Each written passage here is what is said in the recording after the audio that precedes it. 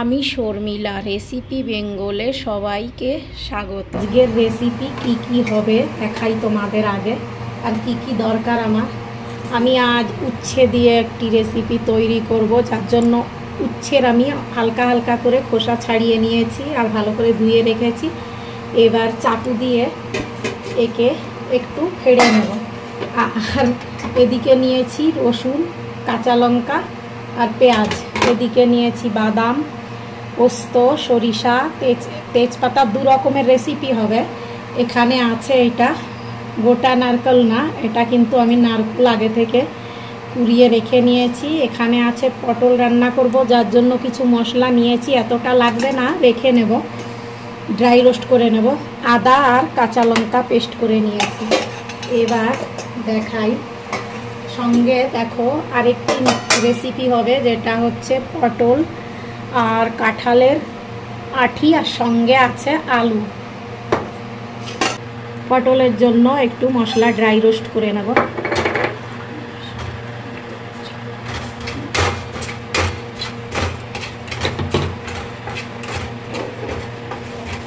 তারপর আমি উচ্ছের জন্য এই বাদাম রোস্ট করে নেব। এতটা বাদাম লাগবে না, কিছুটা এমনি খেয়ে নেবে, এই জন্য নিয়েছি। এটা হচ্ছে, এর ভেতর আছে জিরে, ধনে, লং, এলাইচি আর দালচিনি, যেটা আমি ঢেলে নেব।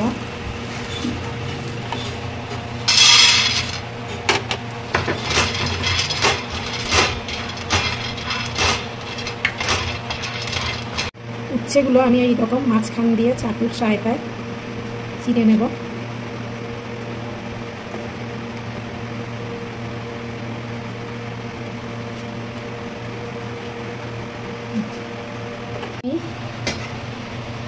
সেদ্ধ করতে বসিয়ে নিয়েছি। এবার আমি মশলা পেস্ট তৈরি করে নেব।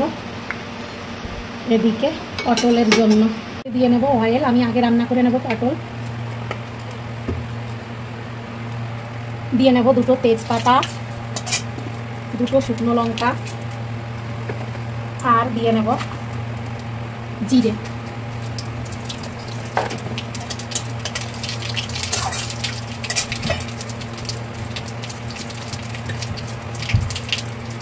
আর দিয়ে নেব আলু।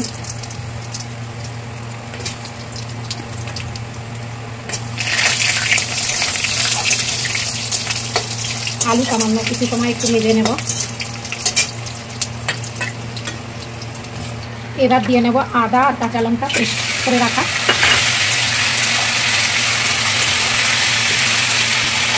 এবার দিয়ে নেব কাঁচা গন্ধ সরে গেলে পটল আর যে কাঁঠালের আঁটি বা বীজ একসঙ্গে আমি দিয়ে নেব। দিয়ে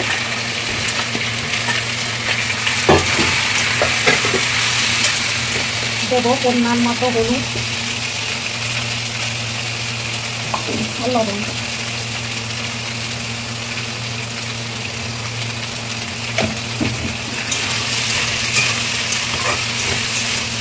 দিয়ে ভালো করে ফ্রাই করে নেব, কষিয়ে নেব, যেটাই হোক। পটল রান্না করে নিচ্ছি, আর উচ্ছে আমি ঠান্ডা করতে রেখেছি। ঠান্ডা করার পর বীজ বের করে নেব ভেতর থেকে।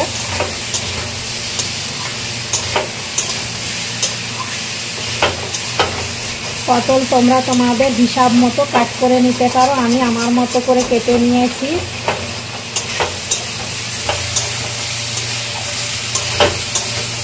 এবার দিয়ে নেব জল।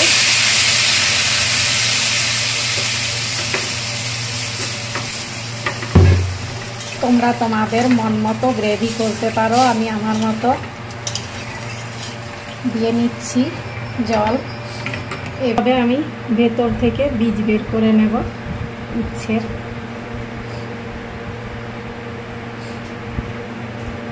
ছোট চামচ হলে ভালো হয়। এইভাবে সব বীজই আমি বের করে নেব ভেতর থেকে।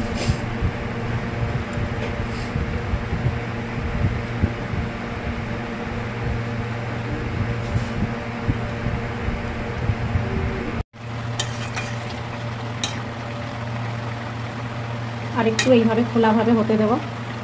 আর আমি কিছুটা মশলা দিয়ে নেব, যেটা হচ্ছে আমি পেস্ট করে নিয়েছিলাম।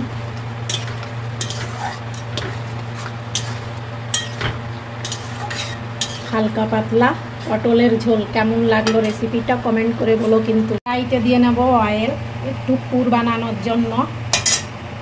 হলুদ আর লবণ মাখিয়ে নিয়েছি সেদ্ধ করার পর সামান্য একটু, যেমন মাছ ভাজার সময় মাছে হলুদ লবণ মাখালে ভালো লাগে, নাইলে এইভাবে ভাজলে ভালো লাগে। দিয়ে নেব কিছু রসুন, কাঁচা লঙ্কা আর পেঁয়াজ।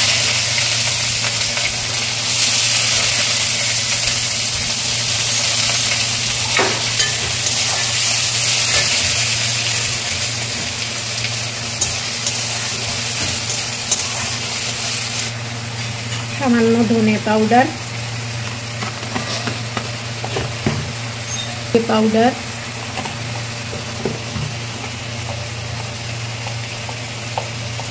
কাশ্মীরি রেড চিলি পাউডার,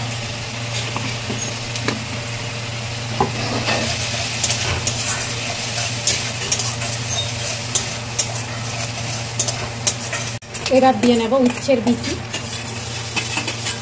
যেগুলো আমি বের করে নিয়েছি।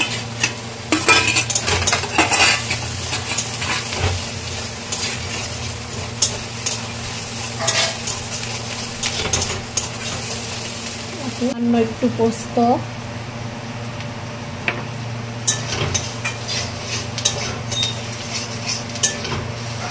আর দেব নারকেল, যেটা আমি কুড়িয়ে রেখেছি।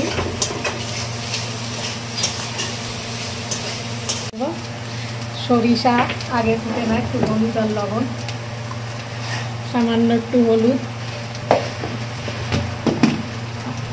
আর লবণ,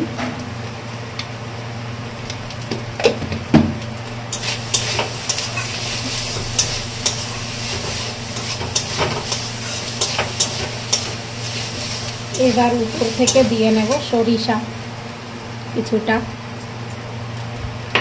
দিয়ে আরও 1-2 মিনিট হতে দেবো, তারপর নামিয়ে নেব। নামিয়ে পেস্ট তৈরি করে নেব। দেওয়ার পর গ্যাস অফ করে নেব। বাদাম ভাজাই ছিল এই জন্য। তারপর আমি পেস্ট বানিয়ে পুর বানিয়ে মানে উচ্ছের ভেতর দিয়ে নেব। এর ভেতর পুর ভরে নেব এইভাবে। যে পুরটা আমি পেস্ট তৈরি করে নিয়েছি মিক্সি জারে দিয়ে, আর এর ভেতর তোমরা চাইলে যখন মশলাটা তৈরি করতে হয় তখন একটু চিনি দিতে পারো, যারা মিষ্টি খেতে পছন্দ করো সামান্য একটু দিতে পারো। আমি কিন্তু দেইনি, মিষ্টিটা আমাদের একটু কমই পছন্দ করে।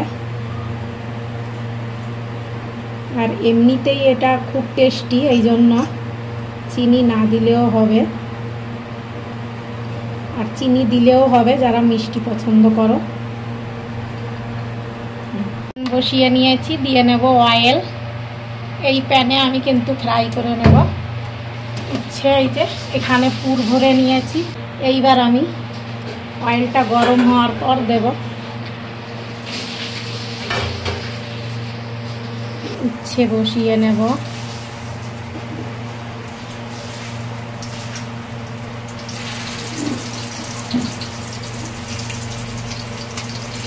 আমি দুবারে ফ্রাই করব, 8টা উচ্ছে আছে এখানে।